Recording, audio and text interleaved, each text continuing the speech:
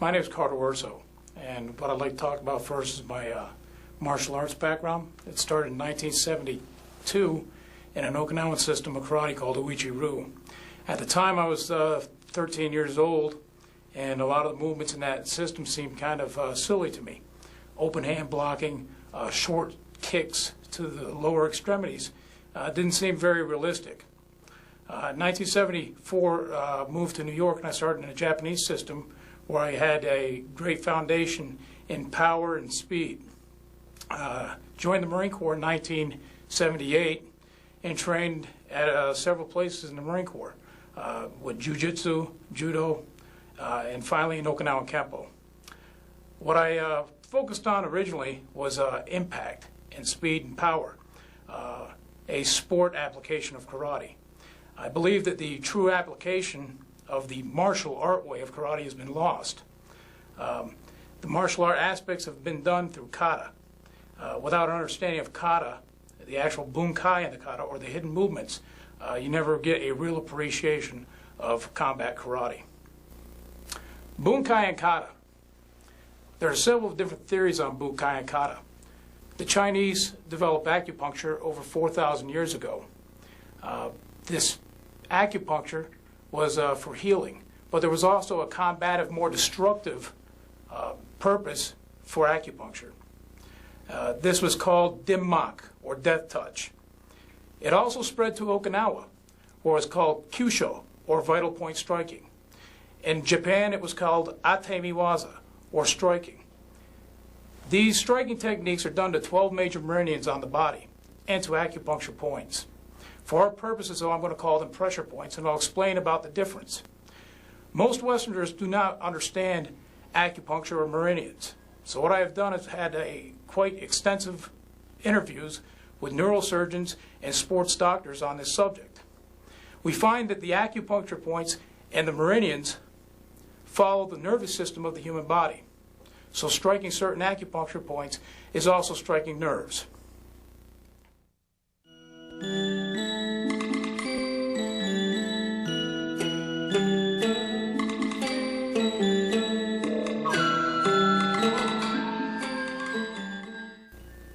The next thing I would like to talk about is stance. The first stance I will talk about is Nikoashi Dachi, or cat foot stance. This is what the stance would look like in most traditional dojos.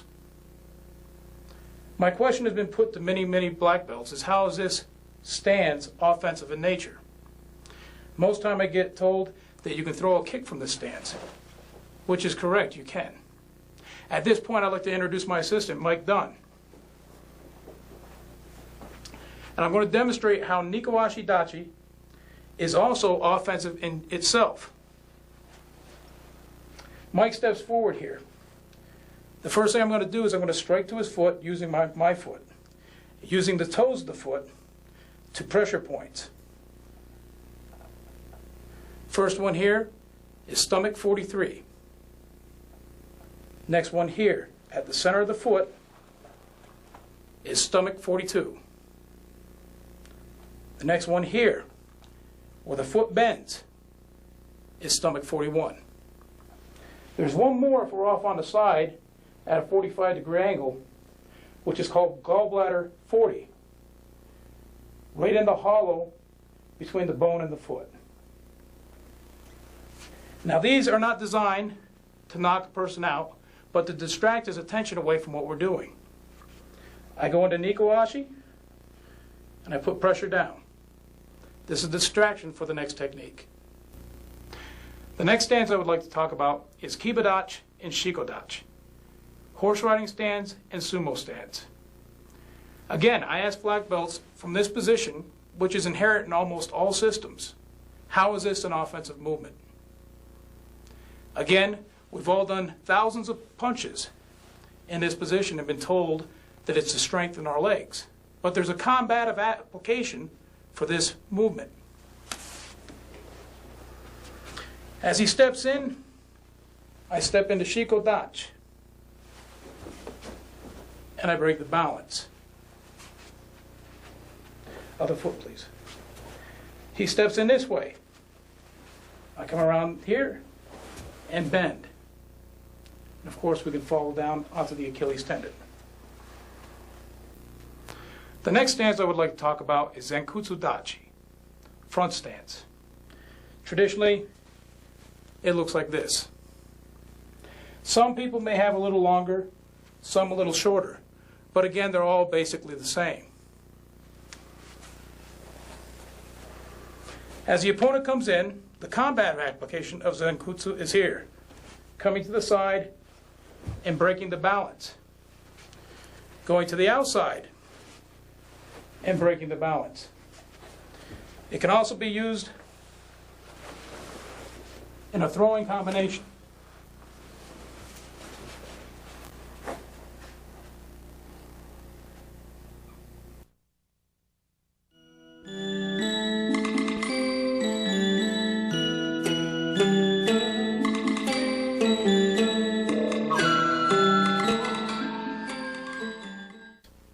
There are no blocks in karate.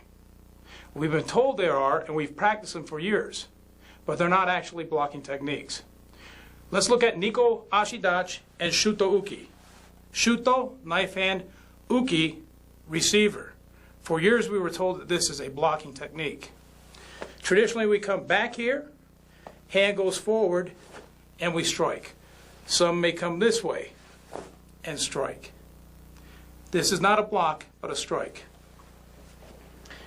As he punches, if I do the traditional block, I can't kick him from this point. I can't strike him. But I've done a solid traditional block. So let's look at how this is actually a combat application of a striking technique. As he steps forward to punch, the first movement is here, striking down on a vital point on the forearm. The hand comes up and strikes to the neck. If he's big or very close to you, the withdrawing comes down this way, striking a vital point on the forearm and then striking a vital point on the neck.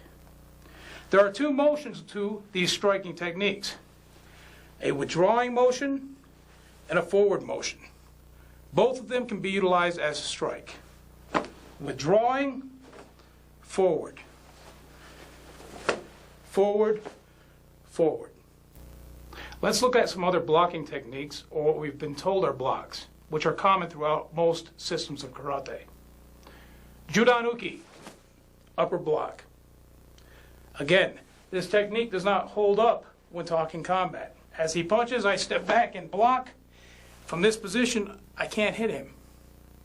So what is this actually? It's a joint manipulation with a vital point strike. I pull the hand up, reach underneath, grabbing the meaty portion of the thumb, twist the hand, pull it to my hip, step forward, and strike. You can call this chi-na, you can call this jujitsu, you can call this tuite. It's all joint manipulation. Other applications: gidan-barai, lower block. If he kicks and I step back and block, I'm blocking with the little bone in my hand on a big bone in his leg. It doesn't hold water. So this here, again, I can't hit him from this position. So what does this technique actually become? As he punches, redirect and strike. Or, as he punches, redirect and break. Judan Uchi-uke, inside block. Again, we're told traditionally, as he punches, I step back and block and punch. This technique is here, pulling back to the hip again, getting him off balance, and breaking the arm. Judan Soto-uke, outside block. As he punches, deflect and break. For 20 years, I trained in these basic techniques, this waza. And I actually thought that these techniques were lower blocks against front kicks or blocking techniques against punches. It's only been in the last few years that we've actually understood that these techniques are combative techniques designed to break and kill people. Let's take a look at how some of these techniques tie in.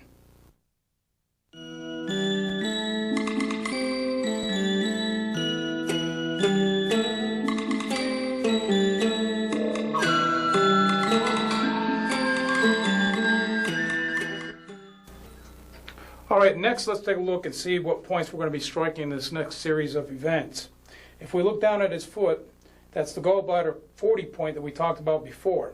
It's a place in between muscle and bone that we're actually going to split. As we come up to the arm and the hand here, right above the hand, you'll see the lung 8 and the heart 7. These points here. Or the radial nerve and the ulnar nerve. Moving on up to the bicep, you have the lung 3 and 4 point, which is also a trigger point for the hand. Meaning when I strike up here, the hand will get numb. First technique is the defense against the same side hand grab. The first thing we have to do is move 45 degrees out of his power. At the same time, we're going into cat stands using the toes on the gallbladder 40 point. This is a distraction technique, which allows me to raise my hand up, fingers towards the sky, which allows space to be formed in the hand here. I reach around with 3 fingers, grab the meaty portion of the thumb. If you look at my index finger and my thumb, they're on the lung and the heart meridian, or the radial nerve and the ulnar nerve. I pull it away, I twist the hand, I pull it to my hip. Just as we've been taught 1,000 times before in all of our punching techniques, the withdrawing hand goes to the obi.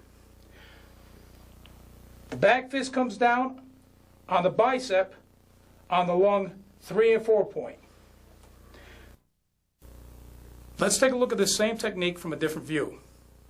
Again, same side wrist grab. First thing we do is we step to the side, cat stance, going to the point on the foot. Distracts him. The hand comes up, fingers towards the sky. Reaching underneath, grabbing the meaty portion of the thumb, thumb and forefinger on the radial and the ulnar nerve. Twisting the hand, pulling it back to the belt, striking the bicep.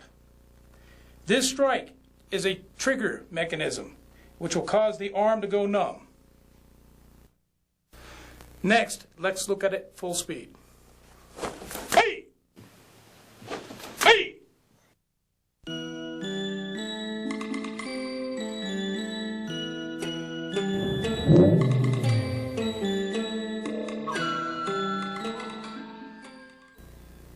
Next, let's talk about the next striking areas. If you look down at the feet, you'll see the same points that we've covered in the past.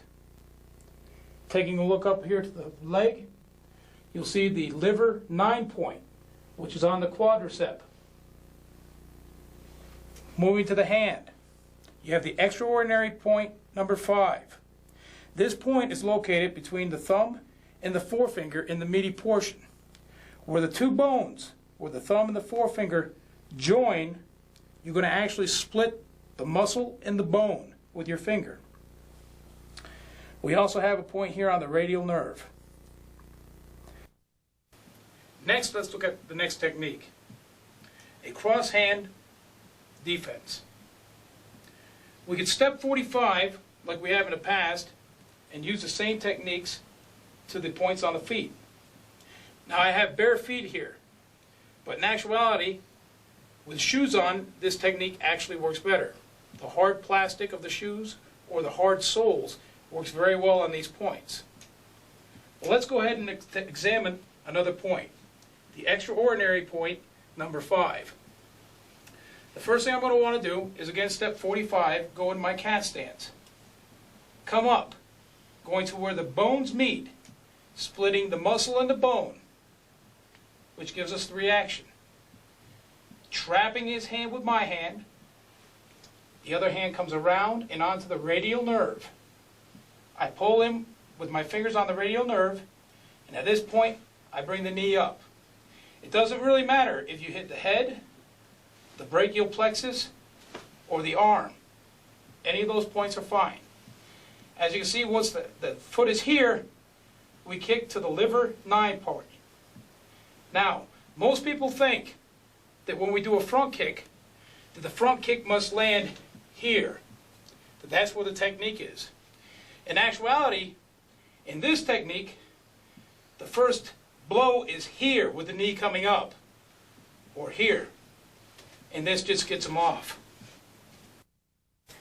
Let's take a look at the same technique from a different point of view. Cross hand defense.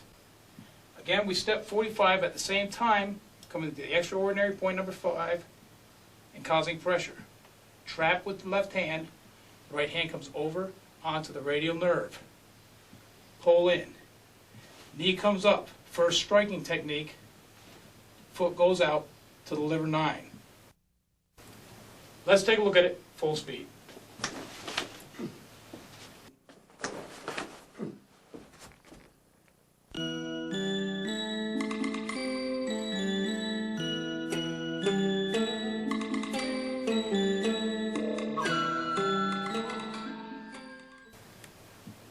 The next technique will be a defense against a lapel grab. Let's look at the points that we're going to be striking on this. First, we'll be using the extraordinary point number 5 between the thumb and the forefinger, the radial nerve, the lung 3 and 4 point, and the liver number 9 point. As he grabs the lapel, again I have to distract.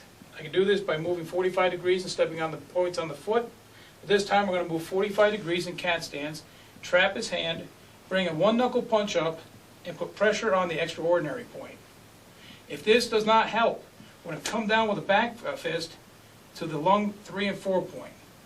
At this point, I slide the hand back up, grab the meaty portion by his little finger, and twist the hand. This hand will slide down to the radial nerve and pull him in.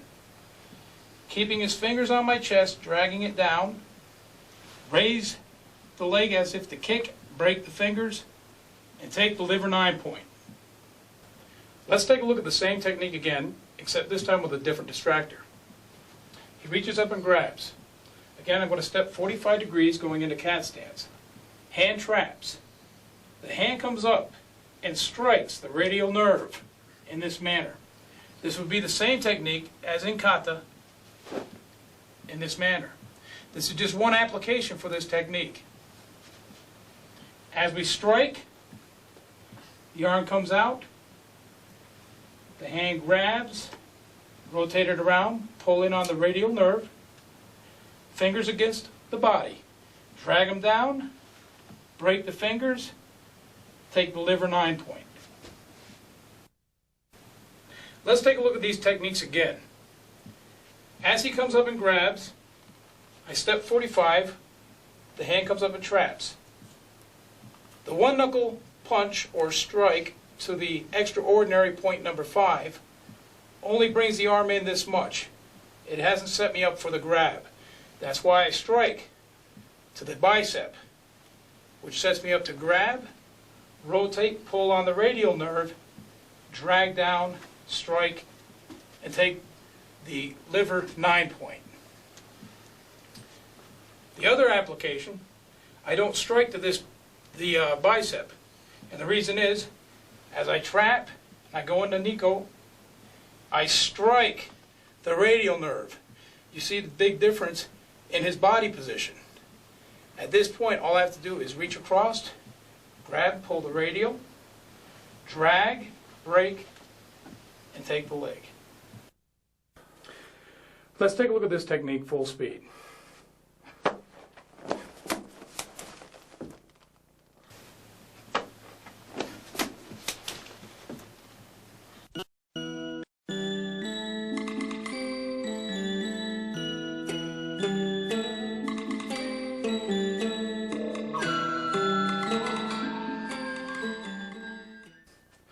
Let's take a look at the second variation, full speed.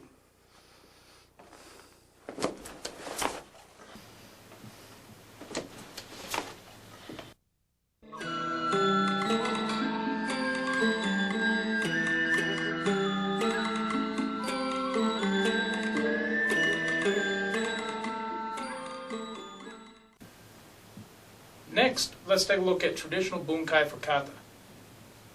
First, let's talk about the striking areas. The points on the elbow near the funny bone are the heart 3 points. Notice all these points are bilateral. If they're on the left side of the body, they're on the right side of the body. These points here are the stomach 25 and the spleen 15. Again, they're bilateral. They're on each side of the body. I need to caution you on utilizing both sides of the body at one time. Never strike one side of the body and then go to the other side. This causes a disruption in the flow of ki in the body and can add serious injury or death. So if we work one side of the body, work the right side. Give 4 or 5 days break, then work the left side. Let's take a look at the traditional bunkai in kata. This movement here is initially told to break a choke or a double lapel grab. Lift the foot, step in, double strike to the abdomen. Let's take a look how this would work. If he reaches up to grab me with a double lapel grab, and I follow traditional bunkai, if he's strong, this movement won't work, and I can't reach him here. So now we're going to add the vital point striking. The first thing we're going to strike to is to the heart 3 points on either side of the arm. From here, I step underneath here, strike, lift, and come in.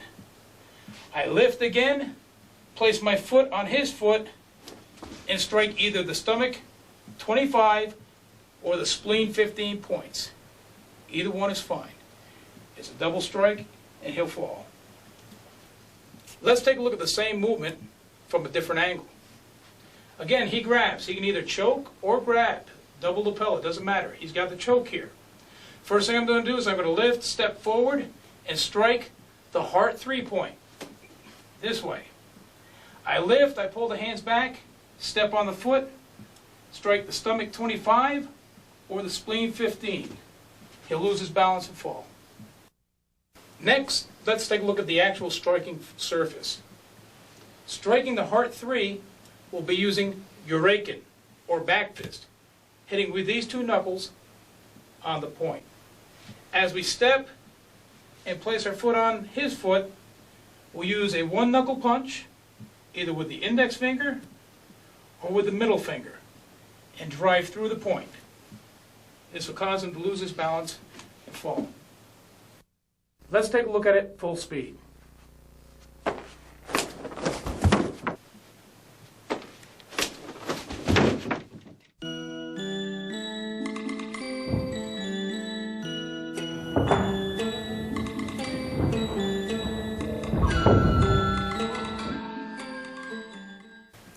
Next, let's take a look at a defense for a bear hug. Let's look at the striking areas first. The liver 9 on the quadricep and the gallbladder 31. Easy reference is as the hand comes down, the gallbladder 31 will be where the middle finger touches.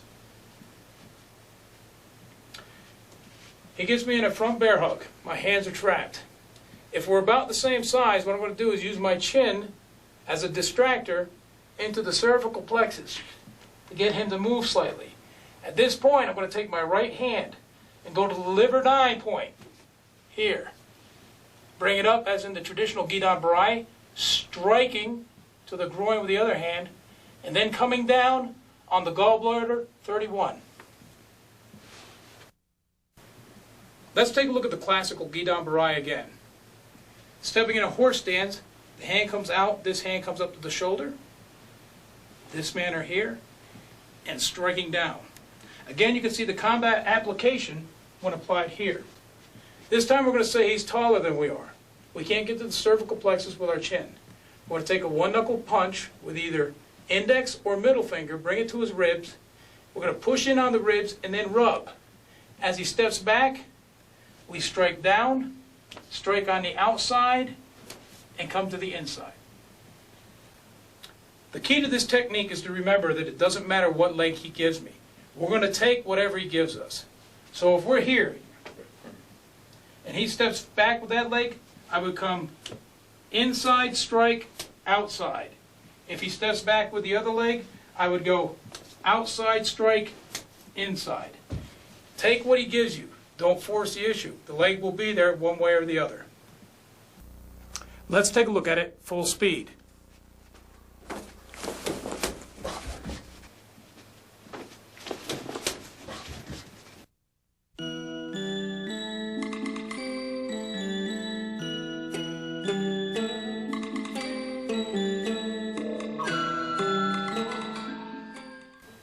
Next, let's look at a rear bear hug. The points we'll be striking are liver 9 and a trigger point on the quadricep. Striking a trigger point on a muscle will cause it to contract, which gives an intense pain. There are trigger points on all the major muscles. We'll be utilizing the lower block or gidan barai. He comes up and grabs us. We're going to step 12 to 16 inches out, at the same time utilizing the lower block to the liver 9. Step behind, take the elbow, drive it into the trigger point, and turn the body. Let's take a look at it from a different angle.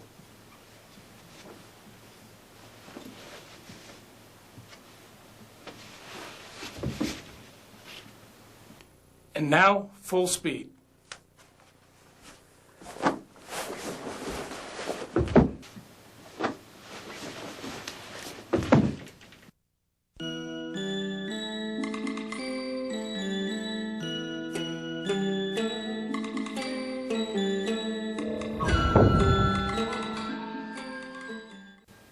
Next, we're going to talk about target areas on the neck.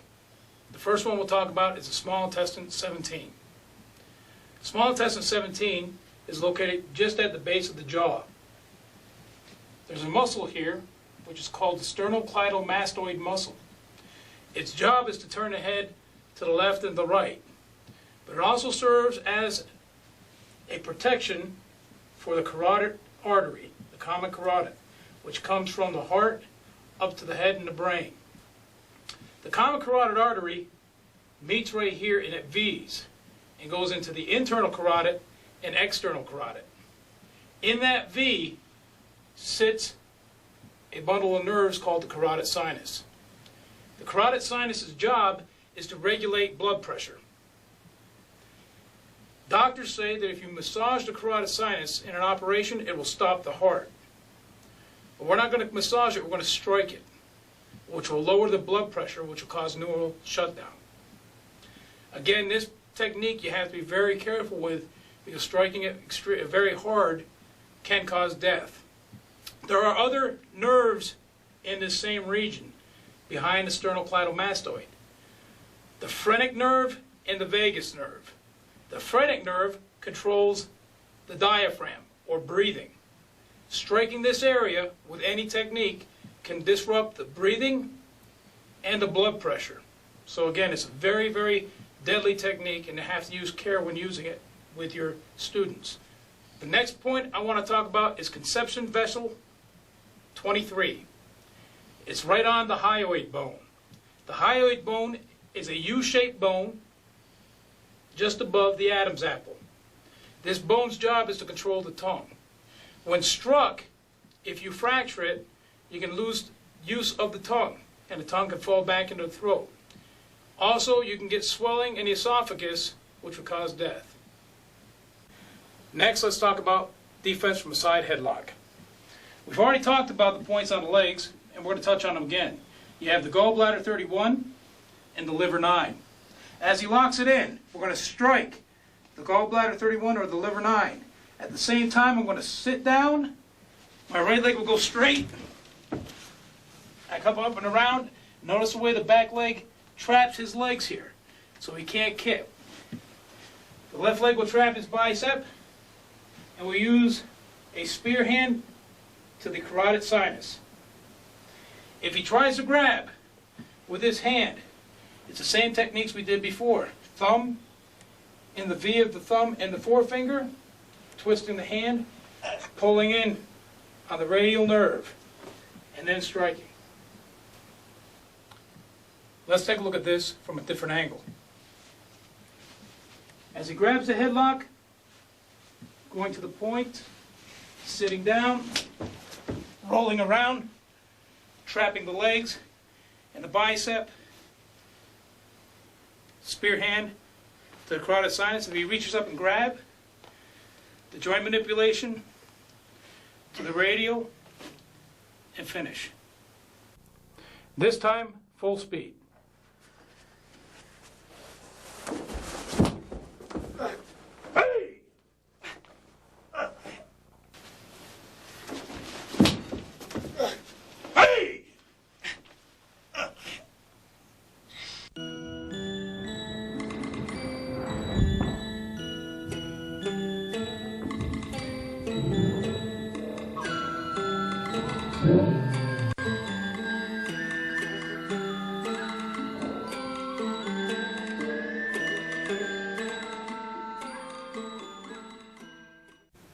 Next, let's take a look at defenses against punching techniques.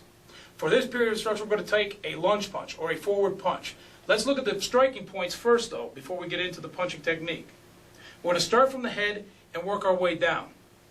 As we learned already, this is the small intestine 17 or the carotid sinus. Now again, it doesn't matter if you get this point exact or not, because we've learned before that the sternocleidomastoid muscle hides the carotid artery and the vagus and phrenic nerve. Striking any of these is going to give you a good effect. Striking the carotid stops the blood to the head for a second and can cause neural shutdown. As we work our way down, we come to triple warmer 9. Triple warmer 9 is on the outside of this muscle right here. Again, don't be concerned with striking exactly the triple warmer 9, because these muscles are all trigger points for the hand. I can strike on this side of the muscle and get the same effect. It's a numbing sensation in the hand and the arm. Moving down to the liver 9 spot. Again, it's on that quadricep on the other side of the leg here. Coming across to the bladder 56 and 57. Remember, anytime we're dealing with a muscle, that we can hit anywhere on that muscle and still get a reaction because it's a trigger point. Let's take a look at what it would look like with the actual technique. Kata tells us that when we do shuto, it's blocking technique. Normally we do 2 blocking techniques. One to the left and one to the right. Let's take a look at the traditional bunkai to this. He's going to punch with his left hand. I step and do my blocking technique. Now at this point in the kata, I turn and I block to the right. What is going to stop him from striking me with the other hand? Let's look at the actual application. He's going to step forward with his left foot, or his right foot, and throw a right punch. As he steps forward, I step 45 degrees to get out of the power of his hand. At the same time, I do my blocking technique. But the first strike is to the triple warmer 9, here. It causes his head to move forward, opening up the carotid sinus for the next strike. At this point, I lift my forward leg and I kick to the liver 9.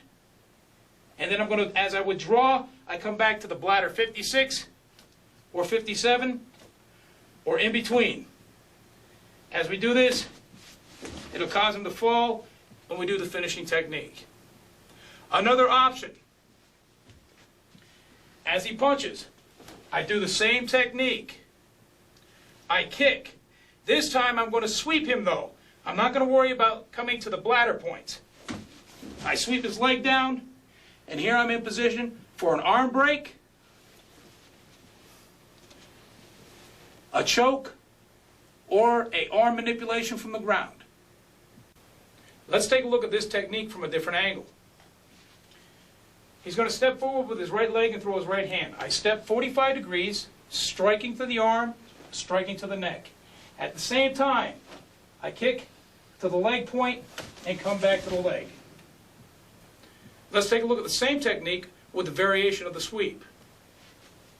As he steps forward, I step 45, strike, strike, kick, and sweep. And again, at this position, it's up to you what you want to do.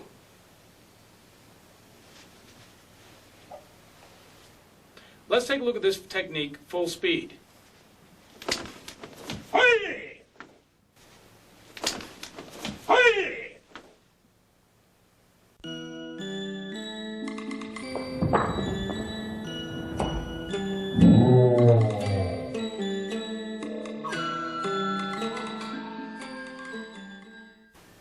Let's take a look at the same technique, except with a different distance. The first technique, we were on the outside and we had the opportunity to move to the outside and do the technique. This time, we're going to be closer to our attacker, and we're going to have to do a little different technique. Let's talk about the striking points first. Again, the carotid sinus. You already know that you can hit anywhere up there and you're going to get a positive effect. Next, we come down to the lung 3 and 4 on the bicep. Again, you don't have to be real particular about hitting these two, because we're going to take our forearm and drag it across the arm, hitting both points.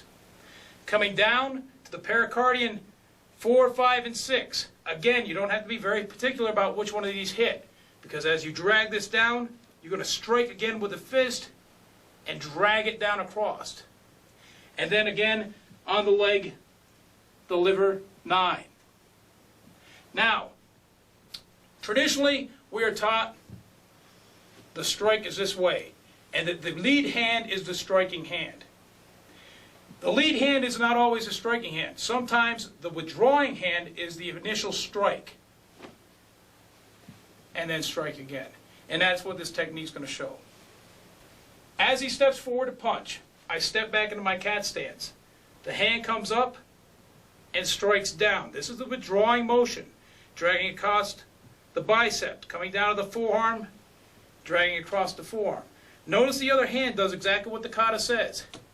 It traps.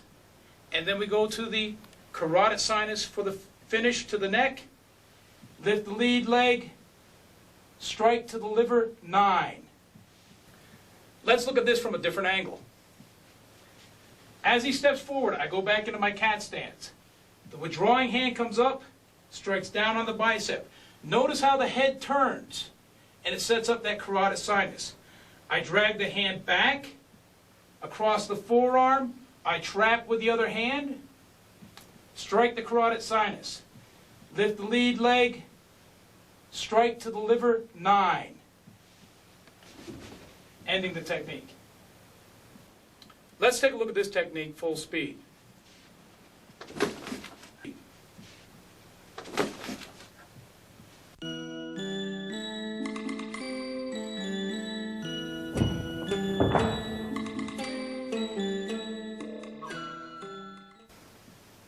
The next technique will be against a reverse punch.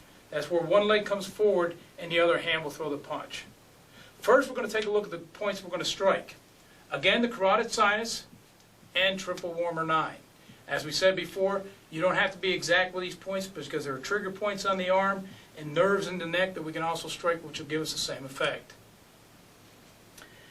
As he steps forward to punch, we're going to again move 45 degrees offline to get away from his power.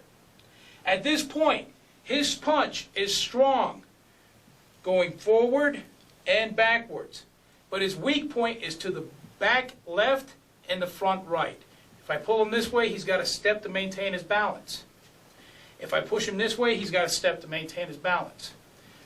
So the technique will come here. As he punches, I step 45. I strike to the triple warmer 9 and strike to the carotid sinus. At this point, I'm going to the back left-hand quadrant, and I'm going to take away his leg. It's like taking away one of the legs on a table. I step in, I take the leg, and I'm going to drive with my arm to that back left quadrant. Let's take a look at this technique from a different angle. As he steps forward with the reverse punch, I slide 45 degrees, getting out of the way of his power here, striking to the triple warmer 9 and to the carotid sinus. Remembering his weak either being pulled towards me or being pushed to the left rear quadrant. I'm going to drive forward, trapping his leg, and then drive him down. Let's take a look at it full speed.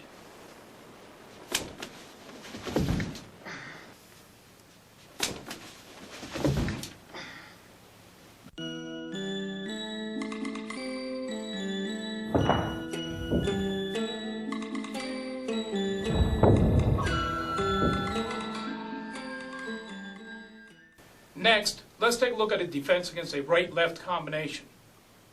First, we're going to take a look at the striking areas.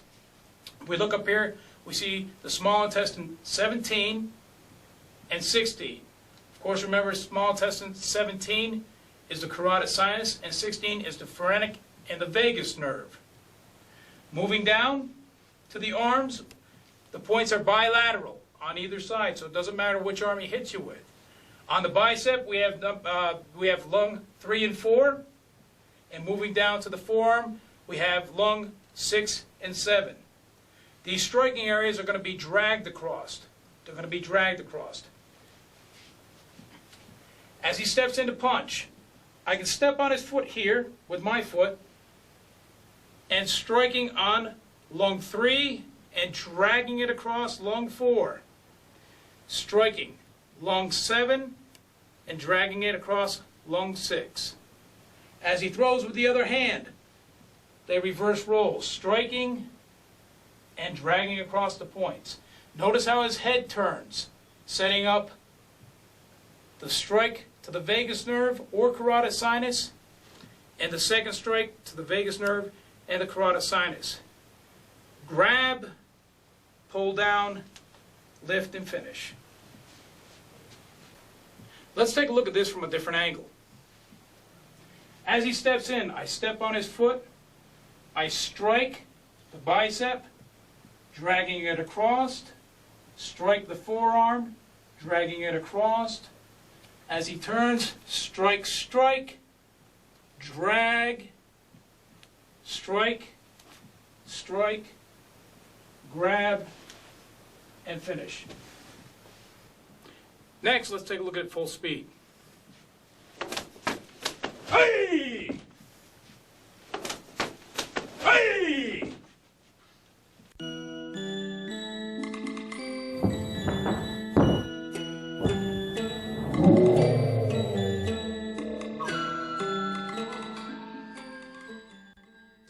Let's take a look at a defense against oizuki, or a lunge punch. First, let's take a look at the striking surfaces. Coming up to the head and working our way down. We have the small intestines 17 and 16, carotid sinus, vagus and phrenic nerve. Coming down to the brachial tie-in. The brachial plexus is behind the clavicle or underneath the arm. This is the tie-in for that nerve center. Coming down to the arm, we go to the triple warmer 9, and then finally the liver 9 on the leg at the quadricep. Remember that these points don't have to be hit exactly, that there are tie-in muscles here that you will get the same effect. As he steps forward with the punch, I step 45 degrees, again getting out of the power of his punch. I strike down on the triple warmer 9, causing his head to come down. Then I strike to the vagus nerve, phrenic nerve, or the carotid sinus. I wrap my arm around, put my hand on top, and pull him down. At this point, I'm going to do a front kick. But the first striking technique of the front kick is the knee coming up to the brachial plexus or the head. The next technique goes to the liver 9 point. Let's take a look at this technique from a different angle with a little bit different twist. Again, as he steps into punch, I move 45 degrees, getting out of the way of the power. I strike to the triple warmer 9. As his head comes down, I strike with one knuckle punch to the vagus or phrenic nerve or to the carotid sinus. At this point, I wrap my arm around. If he turns over, I can break the elbow here. Or I can bring the leg up into the brachial plexus and take the liver 9 point. Let's take a look at this technique, full speed. Hey-ya! Hey-ya!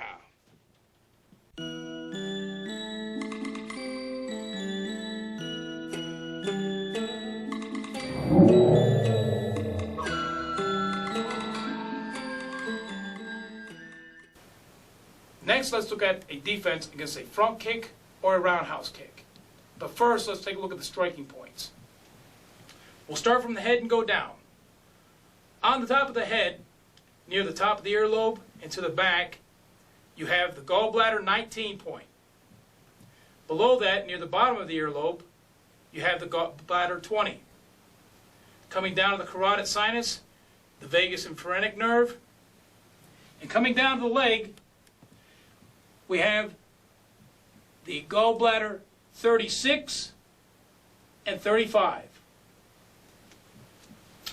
We'll be utilizing Gidan-Barai, or a lower blocking technique, as we've been told in the past, as the striking technique to move the leg. Let's take a look at the application of this technique. As he throws the kick, I do the lower block, striking the points. Drives his foot to the side. At this point, I'm going to do a back fist, striking with the back of the wrist and wrapping the thumb or the fingers around, striking with the two knuckles of the forefist. This way. Striking the carotid sinus and the gallbladder 20 and 19 point. At this point, I'm going to just pivot my body weight and go into Zenkutsu Dachi, or front stance. So the traditional application of front stance here is to throw the opponent to the ground. Let's take a look at the same technique from a different angle and with a little different twist. As he kicks, I do my lower block. I strike in the same manner, carotid sinus and gallbladder 19 and 20 with the back fist. At this point, I turn, and this time I'm going to sweep his foot rather than going into front stance, throwing him to the ground. At this point, I'm set up for the carotid sinus strike again, or to manipulate the arm in a break. Let's take a look at this technique, full speed. Hi-ya! Hi-ya!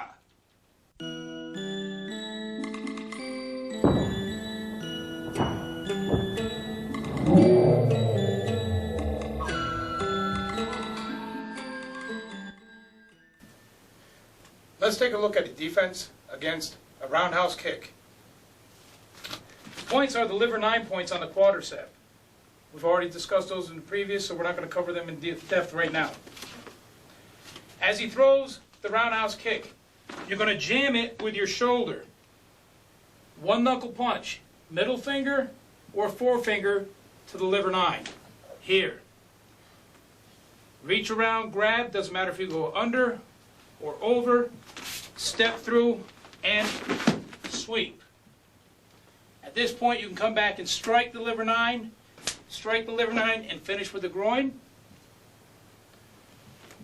or go straight to the groin. Let's look at it from a different angle. As he throws a kick, jam it with your shoulder, strike to the liver 9 point with the one knuckle punch. Slide in, grab, and sweep through. Strike, strike, finish to the groin. Let's take a look at this technique, full speed. Hi-ya! Hi-ya!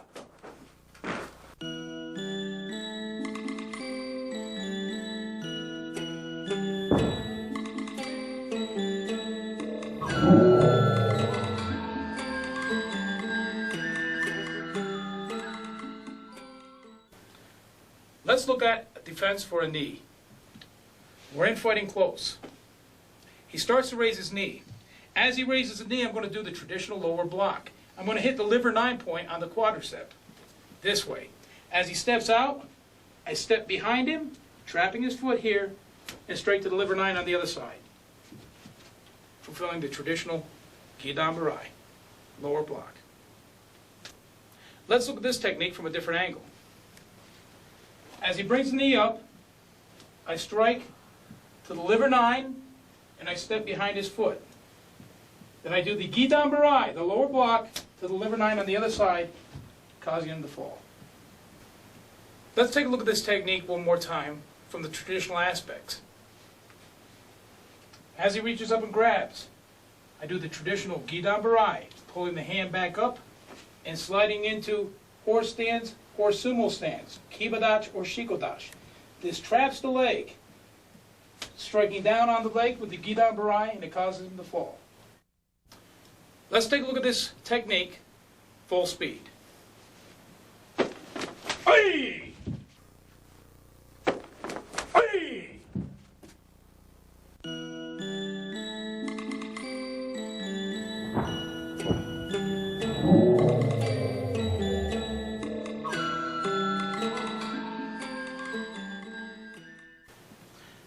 talk about a defense from a rear choke. The points we're going to talk about now is the triple warmer 11. This point is rub sensitive and pressure sensitive, and we'll talk about that in more detail in a minute. He comes up behind me and goes for a choke. Important thing to remember here is to try to get the chin down. If he gets the choke, it's going to be very difficult to do any technique at all. So put the chin down, reach up and grab the radial nerve with your left hand. Same time, force your hips back. It prevents him from getting your balance broken to the rear. Take the one knuckle, come up to the triple warmer 11. Rub and then put pressure. At this point, turn your body and come down to one knee with what's called Seo Otoshi. At this point, strike the points on the neck or points on the arm. Stand up and you can go to a breaking technique. Let's take a look at the same technique from a different view. He comes up and grabs. I'm going to reach up and grab the radial nerve. At the same time, push my hips back into him, preventing me from being pulled back and losing my balance. With a one knuckle punch, either index finger or middle finger, come up to the triple warmer 11. Rub and put pressure in. At this point, I grab the arm, I bend my knee, and come down to one knee with Seo Otoshi. Strike points on the neck, on the arm. I can stand and finish the technique by breaking the elbow. Let's take a look at this technique full speed. Hey! Hey!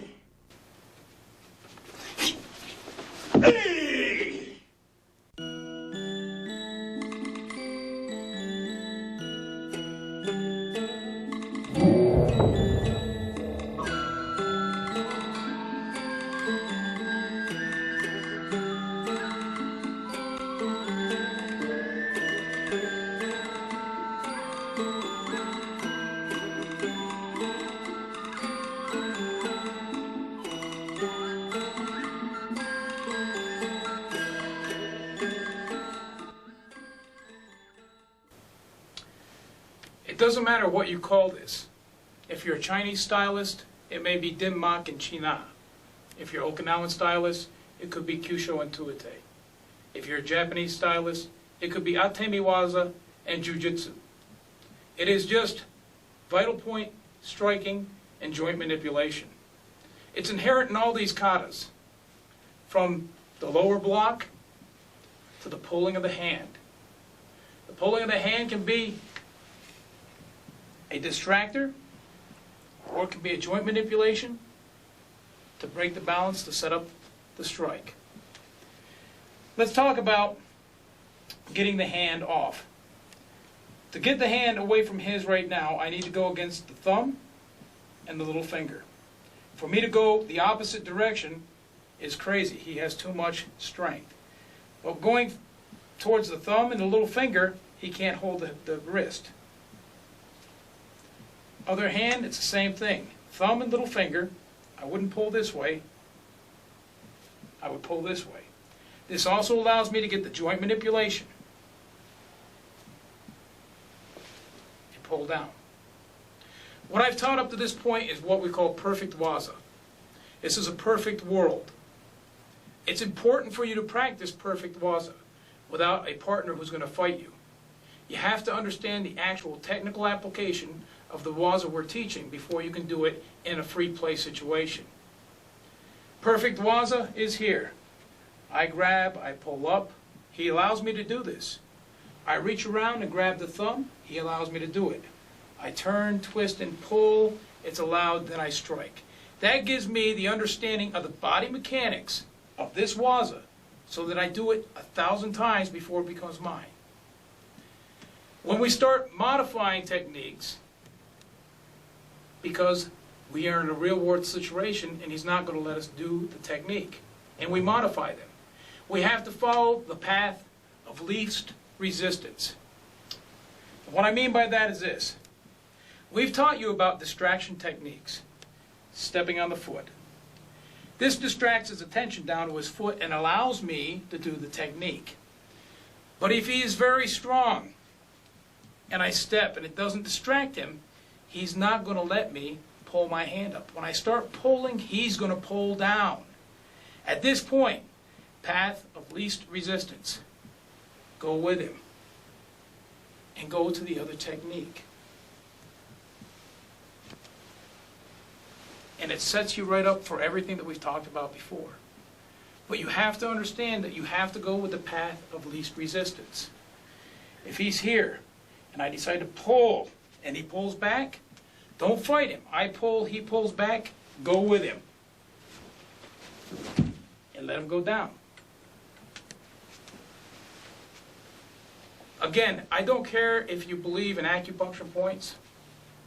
Try this. Try the techniques with your students, with your senseis, and see if they work. Out of all the years that we've sat and we've trained in basic waza, lower block, upper block, inside, outside, you have the perfect waza there. Now let's unleash the hidden potential of those techniques. I'd like to emphasize that kata is the blueprint to our systems. It's what we work off of. That's not to say that the kata and the techniques in the kata are going to come in that order. You may not do a lower block and a punch in the first technique of a real fight, but you may be doing the technique which is 5 moves into the kata. So you would have to react in that way. And in this way is how we use free play, or randori, in what we've learned up to this point. You've learned about 20 different striking points, vital points on the body. Remember that he's going to give you points. With the manipulations we put him in, he's going to give you points. Don't fight for the points. Take what he gives you. We'll start off here with the wrist grab. Again, perfect world, he lets me do the scenario. Imperfect world, remember, you have to go about 50%. You can't go 100% with this type of training. The reason is because if I go 100%, I'm going to break arms. I'm going to hit the carotid sinus, and I'm going to hurt him seriously, or I'm going to kill him. So about 50% play. Striking the vital points, touch him. Don't hit him hard, touch him. But the play is here. As I pull up, he pulls down. Give with it. Put it on your chest. Bring it down, strike to the vital point, take the leg. It was all there. I didn't have to think about what I was doing. It was there. The technique was going to be this. Pull up and grab, pull back and strike. He didn't let me do it. I pulled up, he pulled back, I came around, grabbed the wrist, pulled it on my chest, kicked, and look what's there. The present's there to take. Cross hand grip. Same thing goes here. I decide I want to try to go outside this way. I move, he pulls back, turn it in. Pull down.